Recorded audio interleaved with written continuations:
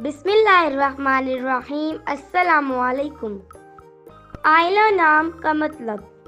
आइला नाम का शुमार लड़कियों के नामों में होता है। आइला नाम की इब्तिदाई तारीख अरबी जुबान से निकलती है। आइला नाम के अफराद के लिए खुशकिस्मत नंबर 7 माना जाता है। आइला नाम का मतलब खानदान है, जबकि खुशकिस्मत दिनों में बुध, जुम्मा शामिल हैं। खुशकिस्मती वाली धातु में हिंसों के हिसाब से कांसी, तांबा शामिल हैं। आइला नाम के अफराद के लिए मवाफिक रंगों में सबज, पीला शामिल हैं।